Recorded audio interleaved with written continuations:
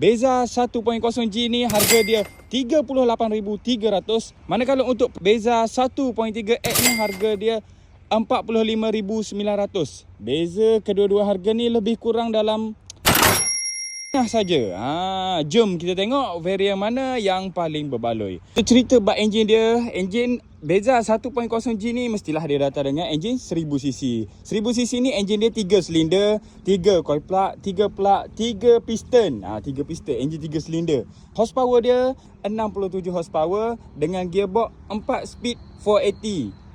Manakala untuk Beza 1.3X ni dia datang dengan enjin kod dia 1NR. Enjin dia sama dengan Myvi 1.3. Enjin 4 silinder, 4 coil plug dan juga 4 piston. Enjin 4 silinder. Okey, untuk gearbox dia pun sama. Dia datang dengan gearbox 480 juga.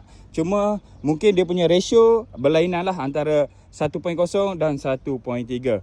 Okey, untuk Beza 1.3 ni horsepower dia sebanyak 97 horsepower. Kalau yang ni saya prefer untuk orang yang selalu long distance, selalu ulang-alik jauh.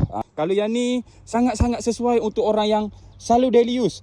Jalan kegunaan bandar. Lepas tu kalau siapa-siapa bawa Grab, sangat-sangat sesuai. Minyak sangat-sangatlah jimat untuk yang ni. Yang ni pun jimat juga, tapi yang ni lagi jimat. Dan untuk luaran dia, perbezaan yang agak ketara bila kita tengok pada bahagian tayar dia ni. Dia datang dengan ring 14 inci single tone saja, warna silver. Yang 1.3X dia datang dengan two tone color 15 inci. Di depan dia ni dia tak ada fog lamp lah. Kalau yang sana tu dia ada fog lamp. Untuk luaran, perbezaan dia tak banyak sangat. Kita tengok dulu untuk Pro 2 Beza G. Kunci dia macam ni. Dia tak ada smart entry lah sebab dia pakai kunci biasa. Untuk start dia, kita start macam video sebelum ni saya tunjuk untuk Azia G. Sama lah tu. Dia kunci dia pusing macam ni. Yang player dia sama je dengan X. Dia datang dengan radio button. Lepas tu aircon sama juga dengan sana. Kita go through kepada Pro 2 Beza 1.3X. Jom kita masuk belah dalam. Kunci dia macam ni. Kunci dia keyless dan dia ada juga smart entry. Nampak? Tekan ni, tekan sini pun boleh.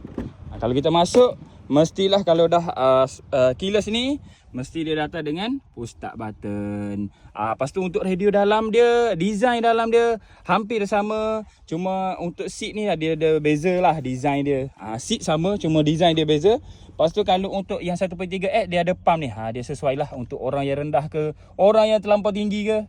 Dia ada adjuster. 1.0G ni tak ada adjuster seat. Untuk bahagian bonnet belakang, view daripada belakang dia hampir sama. Cuma yang 1.0G dia tak ada button untuk kita buka bonnet. Dia ada kat bahagian dalam saja. Tapi yang 1.3X ni dia ada button kat bawah ni. Kalau kita nak buka bonnet, kita tekan ni saja. Nampak?